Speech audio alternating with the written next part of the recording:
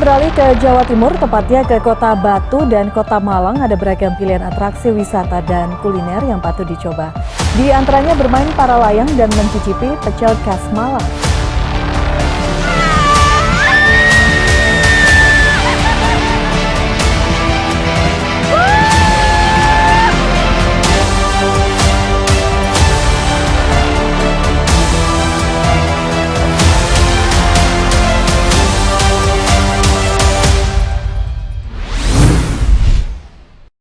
Berbicara masalah wisata di Kota Malang Raya, ini syarat akan potensi alam, potensi tempat rekreasi, dan banyak hal yang butuh atau banyak sekali yang bisa dieksplorasi. Nah, tak mengherankan di wilayah ini banyak sekali tempat wisata dan juga pembangunan tempat penginapan seperti villa dan hotel. Maraknya pembangunan tentu menyisakan permasalahan lain, terutama terkait persoalan alih fungsi lahan, masifnya ekspansi industri pariwisata yang kian merangsek ekosistem alam Malang Raya, berpotensi menimbulkan bencana. Nah, bagaimana wakil rakyat mengantisipasinya melalui serangkaian tindakan dan regulasinya? Bersama saya di CNN Indonesia Forward, Special Podcast DPRD Provinsi Jawa Timur, kita akan membahas tentang potensi alam yang ada di wisata di wilayah Malang Raya. Saya tidak sendiri, hari ini saya bersama salah satu anggota DPRD Provinsi Jawa Timur, Ibu Dewanti Rumpoko dari Komisi D. Halo Ibu, apa kabar? Sehat Bu? Alhamdulillah Mbak Gia.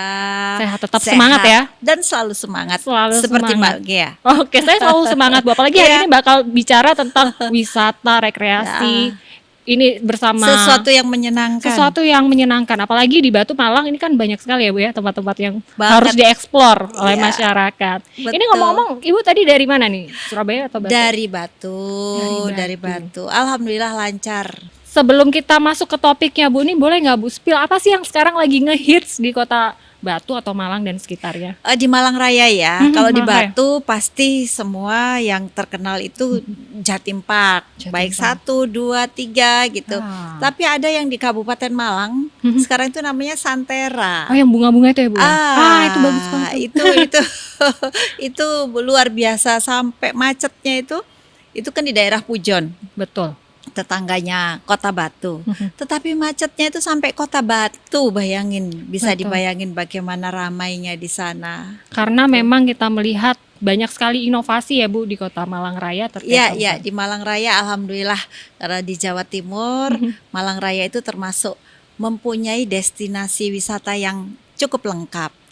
Ada alamnya, pegunungan, wisata buatan, termasuk pantai di situ. Termasuk sekarang juga banyak kafe hits kekinian Iya, loh, Bu. kulinernya. Kuliner apa Bu? Kalau sekarang yang boleh di-spill ke pemirsa di rumah nih Bu. Banyak sih, tapi kalau sudah bilang Malang itu pasti orang identik dengan bakso. Bakso bakar itu juga. Bakso bakar dan segala bakso ada di sana. Yang dirombong-rombong di pinggir jalan itu iya, nggak ada yang tidak enak. Bagi betul. orang luar Malang ya, luar Malang Raya pasti dibilang enak. Mau yang di pinggir jalan, yang di restoran semua enak. Kalau kita Iya, tahu betul. mana yang paling enak, tapi nggak boleh ya di sini ya. Iya.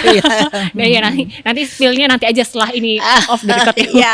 Bu, kemudian kayaknya kalau masalah bakso, kemudian tempat wisata itu kan banyak sekali inovasi yang saat ini tuh digencarkan di Kota Malang ya, sehingga kita tidak mengherankan banyak sekali pembangunan yang masif seperti penginapan villa dan hotel. Saat ini Ibu sudah menjadi wakil rakyat, boleh diceritakan sedikit Bu untuk perjalanannya hingga Ibu bisa sampai berada menjadi anggota DPRD Jatim. Ini panjang, Ibu juga pernah memimpin di Kota Batu. Iya. Apa saja sih Bu kelebihan, keunggulan kota-kota tersebut dan bagaimana kondisinya sekarang? Ya, kalau perjalanan saya akhirnya menjadi politisi, sebetulnya itu tidak ada dalam pikiran, impian atau apa, itu nggak ada. Oke. Gitu. Tapi karena saya aktif saja di kegiatan di organisasi tadinya, yang akhirnya menjadikan saya berlabuh di politik ini. Sebetulnya basic saya itu adalah pendidik. Saya ini dosen, sampai sekarang pun dosen. Tapi kemudian karena ya banyaknya di organisasi, akhirnya di partai politik. Bahkan pernah memimpin Kota Batu, yang sekarang akhirnya dipercaya, diamanahi di DPRD Provinsi Jatim. Oke, banyak sekali perubahan tentunya Pak pada saat Malang zaman dahulu, Malang Raya zaman sekarang ini ada perbedaan. Nah, kalau Ibu bisa menceritakan apa saja sih Bu perubahan-perubahan sekarang? Iya, saya mungkin spesifik kalau Malang ya karena kota pendidikan ya, yang kota Malang ini ya, yang setiap tahun itu kedatangan 100.000 mahasiswa, siswa dan mahasiswa. Sekarang banyak pondok pesantren gitu ya, bukan hanya perguruan tinggi. Jadi itu merupakan satu hal yang waduh berdampak pada tentu saja pembangunan. Betul. Begitu. Nah, kalau di Batu dampaknya itu karena kota wisata, akhirnya banyak pembangunan selain tempat wisata itu hotel dan villa yang sangat marak, dan bahkan saya pernah bertanya kepada salah satu pengembang.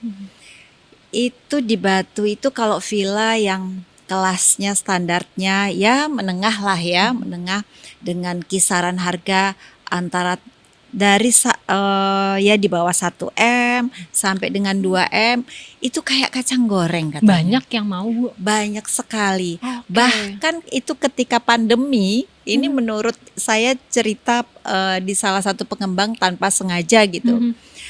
Itu pembeli itu tidak datang ke lokasinya, hanya by video call. Jadi ini tempatnya ini, adunya di sini. Oh ya sudah, jadi saya itu langsung ditransfer DP-nya langsung. Itu luar biasa. Saking Pandemi loh. percayanya ya bahwa Pandemi itu luar potensialnya biasa. di Iya, Malang. iya. Jadi seperti itu. Jadi beda-beda. Kalau Malang kota dengan situasi kondisi kota pendidikannya, banyak yang hadir di kota Malang, kemudian banyak tumbuh tempat-tempat kos ya. Juga ada yang beli rumah untuk anaknya sekolah. Tapi kalau di Batu karena tempat wisata tumbuh hotel dan villa. Nah, ini perbedaan, dan kami waktu itu ketika saya masih memimpin Batu, memang kita sudah berbagi peran, berbagi wilayah. Kota Malang untuk pendidikan ya Pak, saya yang memberi fasilitas wisatanya gitu. Oke, kemudian kita kayak tampaknya cocok berbicara tentang ekosistem alam di kota saat ini Bu. Nah, pertumbuhan penduduk, perubahan ini akhirnya akan mempunyai dampak pada lingkungan. Nah, itu bagaimana Anda melihatnya? Ya, alhamdulillah RT RW di setiap kota kabupaten itu sudah ada. Itu adalah pegangan pemerintah untuk membangun kotanya. Nah, ketika RT RW itu dijalankan dengan baik dan benar sesuai dengan peruntukannya, regulasi, itu insya Allah lingkungan itu akan terjaga dengan baik. Di sini kita semua harus, bukan hanya pemerintah, tetapi juga pelaku usaha, kemudian warga yang akan membeli villa, itu sama-sama harus aware bahwa ada RT RW di setiap kota kabupaten, itu kita harus tahu dengan benar. Sehingga ketika kita membeli mau rumah, mau villa atau apapun, kita tidak terjerumus yang kemudian menjadi dibohongi. Orang itu lahan hijau tidak boleh dibangun. Itu yang terjadi. Kemudian karena banyaknya lakunya, kalau di Batu orang membuat villa gitu ya, jadi mau pasif income. Kalau di kota Malang itu mau beli untuk anaknya sekolah atau buat tempat kos-kosan, pasif income juga. Nah, kadang yang tidak paham tentang aturan itu, ada RT RW, ada itu kemudian ditawari tanpa melihat, tanpa mensurvei lapangan ya, seperti saya sampaikan tadi waktu pandemi, orang beli tanpa melihat itu oh ya sudah, pokoknya ada rumah contohnya bagus, ada ini by video call sudah beli. Nah, saya berharap masyarakat juga sangat hati-hati, harus tahu bahwa legalitas dari pembangun perumahan atau villa itu betul, supaya tidak dibohongi seperti itu, Mbak. Ya. Oke, kemudian Bu, ini banyak sekali sekarang menjadi tempat yang tadinya lahan untuk penghijauan. Ini ada kekhawatiran tentang alih fungsi lahan. Mungkin Ibu juga sering sekali berstatement, dilihat lagi, survei lagi, dicek bagi pembelinya. Ada temuan-temuan nggak Bu selama Ibu menjadi anggota Dewan ini? Iya, RT RW ini kan ketat masih baru akhir-akhir ini. Memang di masa-masa lalu itu agak longgar, jadi tidak terpantau. Apalagi ketika Kota Batu ini masih belum berdiri menjadi kota sendiri, itu masih menjadi kabupaten. Itu kan Kabupaten Malang itu kan sangat besar sekali. 33 kecamatan sekarang, dulu sama Batu 34 kecamatan. Jadi kan monitoringnya itu kan memang tidak mudah. Betul. Nah, kalau sekarang sudah kota sendiri, Kota Batu, Kota Malang sendiri, kabupaten sendiri, insya Allah akan sangat beresiko ketika kita melanggar itu semua. Nantinya pasti akan terlihat. Karena semakin Begitu. ketat pengawasannya. Iya. Oke, Bu, ini makin seru pembahasannya. Nanti kita harus jeda sejenak, Bu, karena masih banyak sekali yang mau saya Siap. tanyakan tentang potensi yang ada di Malang Raya khususnya. Siap. Tetap bersama kami di CNN Indonesia Forward, spesial podcast DPRD Provinsi Jawa Timur.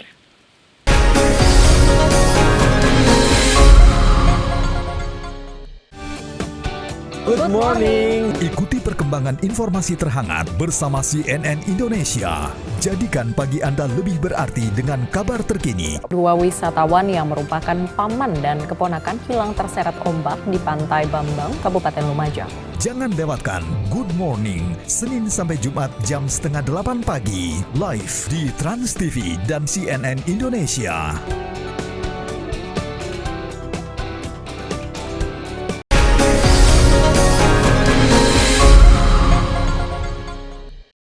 Terima kasih masih bersama kami di CNN Indonesia Forward Special Podcast DPRD Provinsi Jawa Timur. Nih, saya makin senang membahas masalah di Kota Malang, Bu, karena nggak bisa dipungkiri Kota Malang itu menjadi salah satu tujuan siapa aja di Jawa Timur untuk berekreasi. Di sana wah, selalu ada yang baru tiap tahunnya. Oke, seperti tadi Ibu katakan bahwa di tengah banyaknya inovasi namun juga menyisakan hal-hal yang perlu dibenahi. Nah, bagaimana Bu Dewanti ini mengawal perjalanan perjuangan Ibu ya di sana bersama warga untuk sembari banyak sekali inovasi, namun untuk keselamatan lingkungan ini salah satu hal yang harus dipikirkan. Bagaimana, Bu? Ya, yang jelas edukasi, ya, sosialisasi itu terus harus pemerintah bersama tentu saja wakil rakyat di sini itu harus terus diingatkan. Masyarakat itu sebetulnya tahu bahwa kita semua ini wajib hukumnya menjaga lingkungan kita masing-masing. Baik dari penghijauannya, kebersihannya, dan sebagainya. Tapi kadang-kadang yang namanya manusia lalai itu kadang suka terjadi, lupa itu suka terjadi. Makanya kita semua harus rajin-rajin, tidak pernah lelah untuk bisa memberikan edukasi, peringatan dan sebagainya. Karena masyarakat kita ini, ya mohon maaf, kedisiplinannya soal untuk lingkungan itu masih tidak begitu bagus. Kalau bisa kita bandingkan dengan ya negara-negara lain yang sudah maju gitu ya. Kita kalau tempat bersih seperti ini gitu ya, itu insya Allah mereka membuang sampah itu. Tetapi kalau sudah di jalan lihat kotor, apalagi terlihat tempat sampah, akhirnya membuang sampah sembarangan. Ya kedisiplinan itu yang hal-hal yang kecil yang harus kita lakukan. Gitu. Kemudian banyaknya alih fungsi tempat ataupun lahan, Bu. Apakah itu merupakan akibat dari tidak adanya ketegasan terhadap regulasi dan aturan yang ada selama ini? Menurut Ibu seperti apa? Iya, begini, kadang warga itu tidak tahu bahwa dia melanggar. Ya, contohnya Di halaman itu sebelum jalan ada buat drainase yang untuk air, jalannya air. Tapi karena ini supaya tempatnya lebih lebar, semen itu kemudian ditutup semen seperti itu. Iya betul. Nah itu akhirnya satu, ketika hujan tidak ada tempat untuk air itu mengalir. Hal-hal seperti itu harus diberikan edukasi kepada warga. Itu menjadi salah masyarakat. satu tantangan ya Bu untuk Iya. hari Dan ini. itu hal-hal yang kecil sebetulnya, tetapi itu berdampak besar. Ketika tetangganya semua sudah nutup, dia akan ikut. Jadi akhirnya sepanjang jalan itu tertutup. Padahal lahan terbuka itu sangat diperlukan untuk resapan air di situ. Ibu, kemudian banyak sekali ini masyarakat yang menanyakan dan beranggapan, berkomentar juga. Kalau dulu kita jalan-jalan Kota Malang, apalagi Kota Batu, itu selalu dingin banget. Tapi ada perubahan sekarang. Ini selain kita ngomongin masalah krisis iklim secara global, apakah pembangunan yang masif seperti ini menjadi turut berkontribusi terhadap masalah ini? Dulu masih banyak lahan hijau. Nah sekarang karena semakin banyaknya penduduk, yaitu tadi saya bilang di Malang setiap tahun 100.000 mahasiswa yang datang, di Batu juga begitu setiap tahun ada. Sekarang ini hampir 10 juta, kurang lebih 10 juta wisatawan setiap tahun datang di Kota Batu, yang tentu saja mendatangkan pemikiran-pemikiran untuk menambah fasilitas. Nah akhirnya lahan yang tadinya itu kebun, yang tadinya itu untuk pertanian, gitu ya, halaman rumah gitu, mungkin kok sayang jadi halaman, akhirnya dibangun bangunan seperti itu, Mbak. Oke, kemudian dari DPRD Jawa Timur sendiri Bu, sedang mengkaji aturan atau regulasi terkait tata ruang di wilayah Malang Raya, bagaimana Bu untuk progresnya? Kalau tata ruang itu di masing-masing daerah tingkat 2. Jadi tapi kami pemerintah provinsi akan memantau bagaimana RT RW di masing kabupaten kota itu dijalankan dengan sebaik-baiknya, seperti itu, Mbak. Kalau Ibu melihat bagaimana sih untuk respon masyarakat di wilayah Malang Raya begitu, melihat adanya banyak perubahan, apakah mereka memang ya sudah kita mengikuti zaman saja, bisnis is number one, daripada Malang yang dulu kan banyak kebun apel seperti itu di daerah agrowisata dan lain sebagainya. Kalau Ibu melihat karakteristik di sana seperti apa Bu? Saya merasa orang Malang Raya itu masih sangat memikirkan tentang penghijauan. Walaupun mungkin karena situasi kondisi penghijauan itu sekarang lebih sedikit. Tetapi di dalam aturan RT RW, prosentase penghijauan lahan hijau dan itu sudah ada. Sudah jelas. Jadi memang karena kemudian banyaknya penduduk, bertambah banyaknya penduduk, itu yang akhirnya tadi Mbak Gia bilang kok sekarang nggak dingin sekali gitu ya. Itu karena memang populasinya bertambah banyak, lahan sudah banyak yang dibuka, akhirnya seperti itu. Tapi nanti Mbak Gia kalau ke Malang, ke Batu ini nanti bulan Juli, Agustus, itu masuk bediding. Itu apapun kalau malam itu, kalau di Batu apalagi yang di Sumber Berantas itu masih 10 derajat, Mbak. Oh ya? Iya. Oke, nanti kita buktikan ya. Iya. Ke sana nanti. Bediding namanya, itu malam dingin sekali. Cuaca ekstrim. Tapi kalau siang itu panas karena memang lagi musim panas gitu. Saya melihat beberapa statement Ibu sering sekali bilang, nah ini jangan mendirikan hotel penginapan di lereng-lereng. Nah memang temuannya seperti itu banyak ya Bu? Begini, karena kan terutama Kota Batu itu kan daerahnya sangat susah sekali untuk daerah yang rata, yang datar gitu. Itu semua berlereng-lereng. Nah, ada tempat-tempat kayak di Bumiaji, itu memang daerah lahan hijau yang tanahnya gembur sekali. Nah, itu memang lahan hijau. Itu tidak boleh sama sekali untuk dibuka lahannya kemudian dibangun bangunan permanen yang itu pasti akan sangat satu bukan hanya berbahaya tapi sayang bahwa itu adalah daerah subur. Nah, kalau di wilayah Junrejo itu batu yang ke arah selatan itu masih boleh karena memang lahannya itu lahan keras. Jadi untuk pertanian juga tidak begitu bagus. Sehingga bisa dibangun untuk tempat hotel, villa dan sebagainya. Oke, harus dilihat potensi bencananya selain kita lebih fokus ke potensi ekonominya ya Bu. Iya, dan begitu. RT RW itu sudah jelas. RT RW sudah jelas mengatur itu semua, tinggal ditaati dan melihat kesadaran masyarakat. Betul. Oke Ibu, kita jeda sebentar, kita masih akan membahas lebih dalam lagi. Tetaplah bersama kami di CNN Forward bersama spesial podcast DPRD Jawa Timur.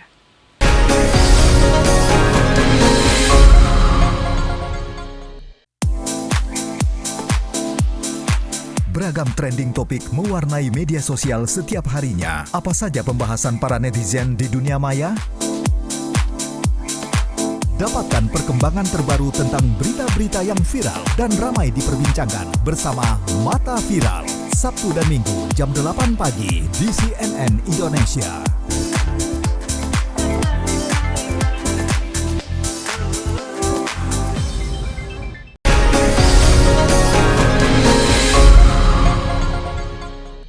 Anda kembali bersama CNN Indonesia Forward Special Podcast DPRD Provinsi Jawa Timur. Masih bersama Bu Dewanti Rumpoko, kita membahas tentang seputar Malang Raya.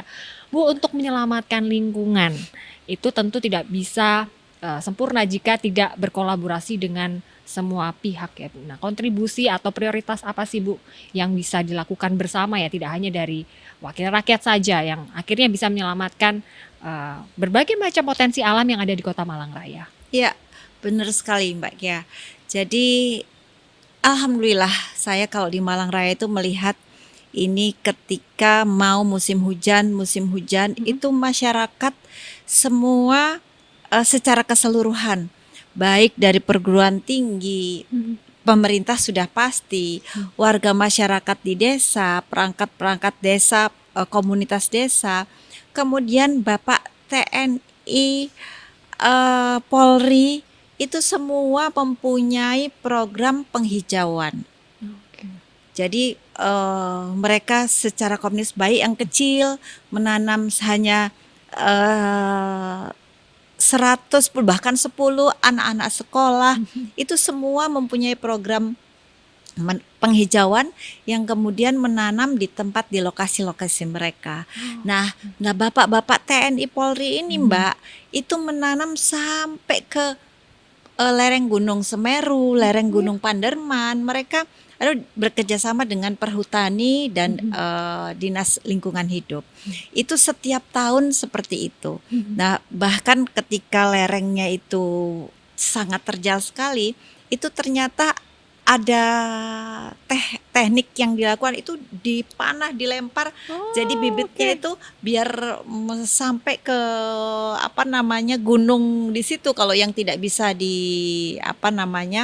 dijangkau gitu. Dan itu setiap tahun. Ini adalah suatu kegiatan yang sangat luar biasa bagusnya, walaupun ini ada hal-hal yang harus kita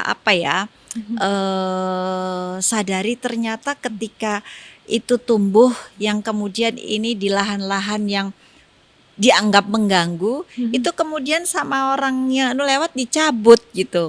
Nah itu yang ya sangat disayangkan. Jadi kesadaran itu ternyata belum seutuhnya dipunyai oleh setiap warga. Di satu sisi orang berbondong-bondong mempunyai program menanam pohon, di satu sisi ada yang merasa terganggu, waduh ini tanaman saya, karena begini, tanaman besar itu ketika dia akan menanam tanaman hortikultura, itu kalau ada tanaman yang besar itu akan mengganggu pertumbuhan hortikultura. Jadi itu sangat tidak menguntungkan bagi orang-orang yang mempunyai tanaman itu. Nah, pemahaman inilah kemudian edukasi mendekati orang-orang ini yang harus kita terus lakukan supaya ada kebersamaan di sini untuk melakukan penghijauan. Karena Gitu. tidak dapat dipungkiri juga banyak pendatang ya Bu, yang kalau kita Iya. berbicara untuk sosialisasi itu kan harus kontinu Iya, betul. edukasi. Nah kalau begitu tantangan yang menurut Ibu yang menjadi suatu hal yang harus diprioritaskan apa Bu tantangannya? Iya, kita tidak boleh lelah untuk terus melakukan, memberikan pemahaman, pencerahan kepada seluruh warga. Kemudian kita dari kecil mungkin anak-anak itu sudah berikan pengertian bahwa kita harus menjaga lingkungan, salah satunya dengan penghijauan, kebersihan dan sebagainya seperti itu dari kecil sudah ditanamkan gitu. Ketika jadi wakil rakyat Bu, mewakili di Provinsi Jawa Timur ya di Komisi D, temuan-temuan apa sih Bu terkait masalah ekosistem di Malang Raya yang mungkin ada laporan ke Ibu secara langsung karena Ibu kan bisa dikatakan sangat dekat ya dengan masyarakat di sana. Apakah semata masalah lingkungan, masalah pembangunan ini menjadi salah satu masalah utama di sana saat ini? Ya, begini, banyak hal yang dikeluhkan masyarakat tentang bagaimana sekarang ini pembukaan lahan hutan itu sudah begitu masif, yang akhirnya berdampak pada warga yang ketika musim penghujan itu terjadi banjir, terjadi longsor dan sebagainya. Dan yang terkena musibah bukan yang di atas yang menanam tetapi yang di bawah. Nah, ini adalah hal-hal yang sekarang ini sampai sekarang ini belum bisa terselesaikan dengan baik. Kuncinya memang kita harus duduk bersama, baik dari perhutani, lingkungan hidup, warga masyarakat di desa itu untuk saling memberi pengertian bahwa ketika kita melakukan ini ada akibatnya seperti ini. Itu harus dilakukan. Apa impian Ibu untuk Kota Malang ke depannya? Malang Raya, saya ingin satu Malang Raya itu menjadi tempat yang nyaman dan aman serta asri, menyenangkan ketika datang di Kota Malang. Masuk ke Malang Raya, baik ke Kota Batu, Kota Malang, Kabupaten Malang, itu sudah langsung terasa di surga gitu loh. Wah, itu di situ banyak kebun, banyak buah-buahan, Betul. banyak bunga, Petik apel, metik apel, wah, metik itu banyak jeruk, banget dulu. stroberi di situ. Nah, duren di Malang. Nah, itu adalah hal yang saya impikan, tetapi kemudian lingkungannya asri gitu. Banyak yang datang ke sana tapi tetap bisa menjaga lingkungannya. Gitu. Untuk tadi sempat Ibu singgung masalah perkebunan, dulu memang terkenal apel ya Bu, Iya. Batu kota Iya, apel iya. begitu. Sampai sekarang masih eksis, tapi tampaknya sudah mulai terkikis dengan wisata-wisata baru nih. Ada nilai positif, ada juga nilai wah ini kalau saya itu zaman kecil menjadi salah satu memori yang selalu diingat Iya, begitu iya, Bu. iya. Bagaimana nih untuk Iya. perjalanannya? Ya, karena iklim yang berubah juga kita tidak bisa menyalahkan para petani itu kemudian beralih lahan. Jadi karena kalau umpamanya lahan apel itu tetap dipertahankan di situasi kondisi itu, hasilnya tidak akan optimal, tidak bagus. Jadi akhirnya petani rugi. Yang banyak yang berganti dengan jeruk, banyak kemudian yang akhirnya berubah lahan fungsi. Memang karena iklimnya suhunya semakin naik, apel itu hanya bisa hidup di Batu itu di daerah yang atas sekali, di Tulungrejo gitu, hanya di situ. Ya memang situasi kondisi lingkungan yang menyebabkan itu. Kita tidak bisa memaksa, walaupun sekarang ini kita berusaha untuk mempertahankan tetap harus ada lahan apel di Kota Batu. Seperti juga kualitasnya dulu kan kita ngelihat besar-besar ya Bu. Apakah itu termasuk salah satu dampaknya Bu terkait dengan wisata peti apel itu adalah salah satu yang akhirnya orang tidak memikirkan hasil akhir produksi yang untuk dijual apelnya, tapi untuk didatangi wisatawan. Walaupun itu ada tempat-tempatnya tersendiri.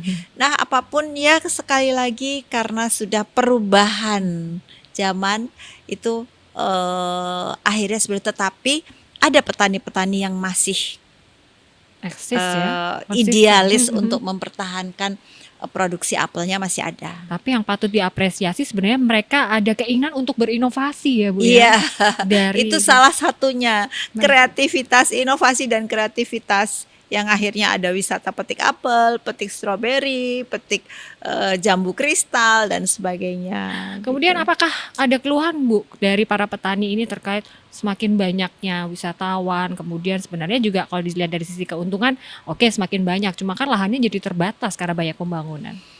Iya, akhirnya tidak ada yang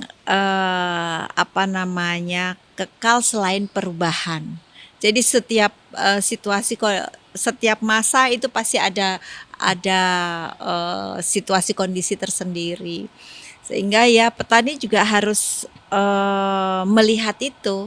Tetapi sekali lagi saya sampaikan masih ada petani-petani yang idealis yang tetap menjaga kebunnya itu dengan sebaik mungkin Pak Apel. Dan saya berharap pemerintah ketika ada petani-petani yang masih konsisten untuk menjaga apel, pertanian apelnya itu mendapat support, mendapat fasilitas sehingga petani semangat untuk melakukannya itu. Ada semangat untuk Iya. terus berinovasi dan melakukan itu. Iya. Ibu Dewanti, terima kasih banyak Sama-sama. sudah berbagi inspirasi, Siap. sudah berbagi ini tadi tempat wisata, tempat kuliner di sekitar Malang Iya, Raya. iya. Ini kalau saya ke Malang Raya boleh ya kita Oh, ketemuan dengan ya Bu senang ya. hati. Oke, terima kasih Mau banyak. bakso yang makan apa? Yang paling Bakso enak yang kayak pokoknya. gimana? Yang paling enak, yang beda dari Siap, Surabaya. siap, Terima kasih siap. Bu untuk waktu dan Sama-sama. informasinya. Kami tunggu juga untuk pengawalan regulasi-regulasi sehingga memang masyarakat yang lebih diutamakan. Siap. Dan terima kasih atas kebersamaan Anda. Masih akan ada episode-episode lainnya di CNN Indonesia Forward Special edisi podcast DPRD Provinsi Jawa Timur. Sampai jumpa. Terima kasih banyak Ibu. Sama-sama, Mbak.